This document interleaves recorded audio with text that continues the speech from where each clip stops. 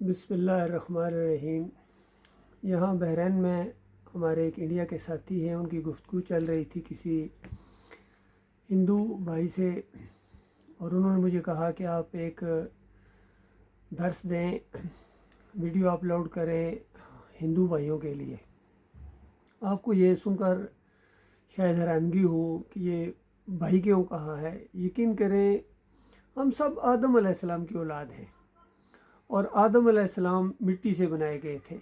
سورہ الحجرات کے اندر یہی بات بتائی کہ تم سب آدم کی اولاد ہو، اور تم میں اللہ کے نزدیک وہ عزت والا ہے جو اللہ سے زیادہ ڈرنے والا ہے، یعنی اللہ کا فرما بردار ہے۔ باقی یہ جو دنیاوی لحاظ سے قبائل بنائے گئے ہیں، علاقے کے لحاظ سے پہچان کے ذریعے ہیں، یہ کوئی بڑائی کا ذریعہ نہیں ہے، کوئی اونچی ذات کا، کوئی نیچی ذات کا۔ یہ بالکل انسانوں کے بنائے ہوئے یہ معیار ہیں، یہ شیطانی فلسفے ہیں۔ تو اس حوالے سے پھر مجھے ایک چھوٹا سا واقعہ بھی یاد آ گیا۔ میں نے ان کو بتایا کہ جب میں پاکستان میں تھا تو وہاں سندھ کے علاقے میں ہم دعوت اللہ کے لیے گئے، تبلیغ کے لیے۔ تو ایک قصبہ ہے، ٹاؤن اسلام پورہ، اور وہاں اکثریت ہندوؤں کی ہے، مسلمان تھوڑے ہیں وہاں، پاکستانی ایک علاقہ ہے۔ تو وہاں دعوت اللہ کے لیے گئے، اور ایک ایسے بازار کے اندر جہاں زیادہ تر ہندو بھائی بیٹھے ہوئے تھے، تو ان کے سامنے ایک دعوت اللہ پیش کرنے کا مجھے موقع ملا۔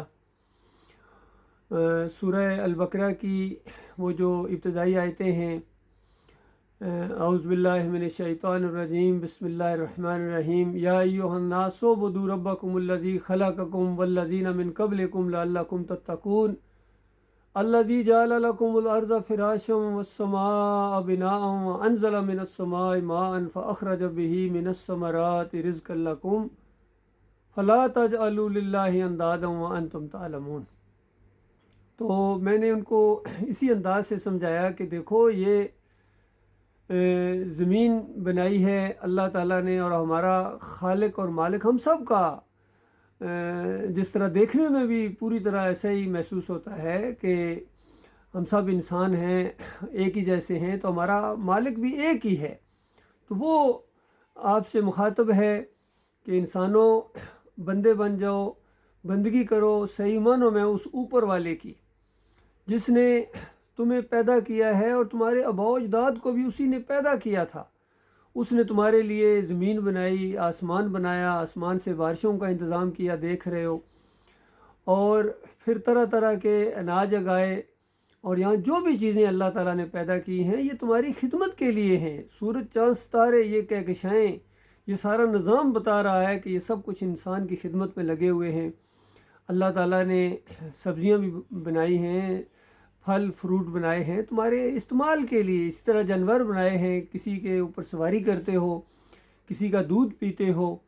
گھوڑا بھی اللہ تعالیٰ نے سواری کے لیے بنایا ہے، یا تمہارے کتنے کام اس سے وابستہ ہیں۔ اسی طرح کچھ جانور ہیں وہ دودھ دیتے ہیں، ان کا دودھ پیتے ہو، کوئی جانور ہیں ان کا گوشت کھاتے ہو۔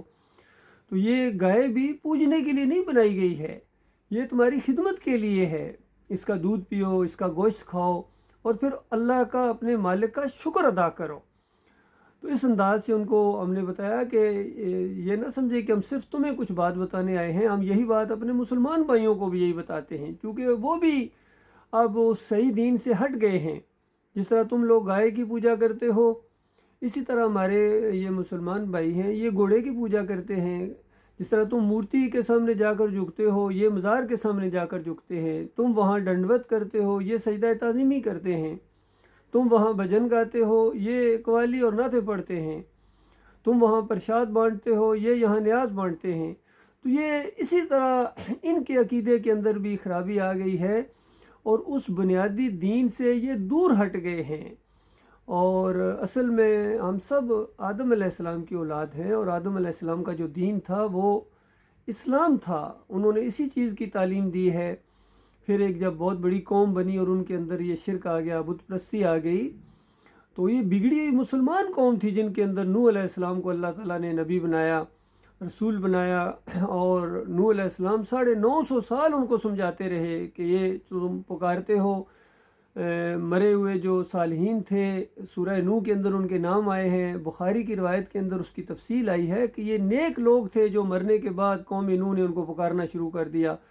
پہلے ان کی تمثیلیں بنائیں، تصویریں بنائیں، اور پھر ان کی مورتیاں بنائیں اور مورتی پوجا شروع ہوگی، جس طرح آج ہمارے یہ ہندو بھائی کرتے ہیں، مورتی پوجا کرتے ہیں. اور مسلمان جو ہیں یہ مزار پوجا کرتے ہیں، گنبد پوجا کرتے ہیں، وہ پنڈت کو مانتے ہیں، جو کچھ وہ کہتا ہے اس کو مان لیتے ہیں، اور یہ مولوی صاحب کو مانتے ہیں، پیر صاحب کو مانتے ہیں.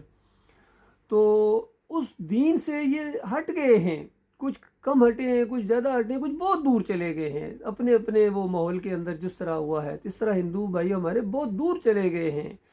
اور ان کو جو دعوت دی جاتی تھی یہی توحید کی کہ تم ایمان کی طرف آؤ، تمہارا اپنا مالک ہے، تمہارا اپنا رب ہے. اور یہ جو نظام جس طرح میں نے ذکر کیا یہ گواہی دے رہا ہے کہ اس کا چلانے والا بھی ایک ہے، بنانے والا بھی ایک ہے. اور یہی تمام انبیاء کے جتنے نیک لوگ گزرے ہیں یہی ان کی دعوت رہی ہے. آخری نبی محمد صلی اللہ علیہ وآلہ وسلم کی بھی یہی دعوت تھی کہ اوپر والے کی. تو کئی دفعہ یہاں بھی بات ہوتی ہے تو عام طور پر یہ سکھ برادری ہے یا جو ہندو برادری ہے یہ باتوں میں کہتے ہیں ہاں بھائی اوپر والا اوپر والا. تو اوپر والا پھر اوپر والا ہے نا. جب تم نیچے کسی زمین کے اوپر کسی کی بندگی کرو گے، مورتی کی یا گنبد کی یا مزار کی، تو پھر یہ نیچے والے کی بندگی ہے، پھر یہ اوپر والا تمہارے منہ سے اچھی بات نہیں لگتی ہے. جو اوپر والے کی بندگی کرتا ہے اور کسی نیچے والے کے سامنے نہ جھکتا ہے، نہ ڈرتا ہے، نہ خوف کھاتا ہے، وہ مسلم ہوتا ہے. تو بہرحال بڑے اچھے طریقے سے انہوں نے بات تو سنی، لیکن آخر میں انہوں نے پھر وہ نعرے لگانے شروع کر دیے، بجرنگ بلی بجرنگ بلی. تو مجھے تو نہیں پتہ ان کو کیا یہ پیچھے عقیدے ہیں، لیکن اس کا مطلب ہے کہ یہ بات ان کو پسند نہیں آئی ہے.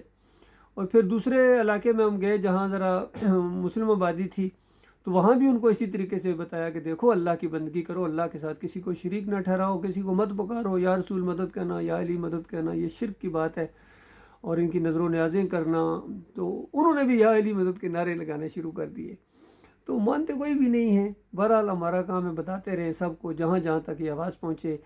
تو آج خاص طور پر میں انڈیا کے ہندوؤں سے اور انڈیا کے مسلمانوں سے بھی خاص کر کے، وہاں تم کتنی تعداد ہے تمہاری، لیکن وہاں محی الدین چشتی کے مزار کو پوجتے ہو، پیری مریدی ہے، پھر تمہارے اندر کتنے فرقے ہیں، کوئی بریلوی ہے، کوئی دیوبندی ہے، کوئی اہل حدیث ہے، کوئی سلفی ہے، پھر تبلیغی جماعت والے وہاں کتنے جاتے ہیں. ان کے سب کی عقیدے کے اندر خرابی ہے. فضائل اعمال پڑھیں، فیضان سنت پڑھیں، ان کی عقیدوں کے اندر بری طرح شرک آ چکا ہے. محمود الحسن صاحب اپنی تفسیر شبیر احمد عثمانی میں وہ لکھتے ہیں کہ اللہ کے بندوں کو، نیک بندوں کو، مقبول بندوں کو خالص واسطہ رحمت الہی سمجھ کر اگر پکارا جائے تو یہ اللہ ہی کو پکارنا ہے. تو اللہ کے بندوں کس طرح اللہ کو پکارنا ہے؟ نیک بندوں کو جب پکارو گے تو یہ نیک بندوں کو پکارنا ہے، نیک بندوں کی بندگی ہے. اس کو اللہ تعالیٰ شرک کہتا ہے، ناقابل معافی جرم ہے. کہیں مالک فرماتا افحسب الذین کفروا ان یتخذوا عبادی من دونی اولیاء، کیا ان کفر کرنے والوں نے، کافروں نے یہ گمان کیا ہے کہ مجھے چھوڑ کر میرے بندوں کو، دیکھیے بندوں کو، تو بندوں کو پکارنا یہ شرک ہے. بندوں کو پکارنا یہ بندوں کی بندگی ہے. اور اللہ کو پکارنا، اللہ کے سامنے جھکنا، رکوع کرنا، سجدہ کرنا، نظر و نیاز کرنا، توکل بھروسہ کرنا اوپر والے کے اوپر، یہ اللہ کی بندگی ہے، یہ چاہتا ہے. تو یاد رکھنا یہ چند دنوں کی زندگی ہے، اور یہ آپس میں جنگیں مخالفتیں یہ اسی وجہ سے ہیں کہ اوپر والے سے بگاڑی ہوئی ہے. جب آپس میں تم ایک عقیدے والے ہو جاؤ گے، ایک ایمان والے ہو جاؤ گے، تو تمہارے اندر محبت پیدا ہوگی، پھر صحیح معنوں میں بھائی بھائی بن جاؤ گے، پھر دینی مومن بھائی بن جاؤ گے. ابھی تو خون کی وجہ سے آپس میں بھائی ہو، لیکن جب ایمان کا رشتہ پیدا ہوتا ہے تو پھر صحیح معنوں میں محبت پیدا ہوتی ہے، اللہ کی وجہ سے، اللہ کو خوش کرنے کی وجہ سے. یہ ایک مختصر سا بیان ہے اپنے سارے بھائیوں کے لیے، جہاں جہاں تک یہ آواز پہنچی. سوشل میڈیا کا دور ہے، آواز پہنچ جاتی ہے، پوری دنیا میں پھیل جاتی ہے، اور پوری دنیا کے لوگوں تک یہی دعوت ہے کہ دیکھو یہ چند دنوں کی زندگی ہے، یہ آزمائش کی زندگی ہے، ٹیسٹنگ پیریڈ ہے، یہ ہمیشہ کی زندگی نہیں ہے. ہمیشہ کی زندگی آخرت کی زندگی ہے. آخرت کی زندگی، جنت کی زندگی کا ایک لمحہ دنیا کی پوری زندگی سے بہتر ہے اللہ کے بندوں. اسی طرح جہنم کا، وہاں کا ایک لمحہ پوری دنیا کی مصیبتوں سے زیادہ خوفناک ہے. تو یہ بات سمجھو گے، قرآن کو پڑھو، یہ اللہ کی طرف سے آخری پیغام ہے اس انسانیت کے لیے. اللہ تعالیٰ غور و فکر کرنے کی توفیق عطا فرمائے.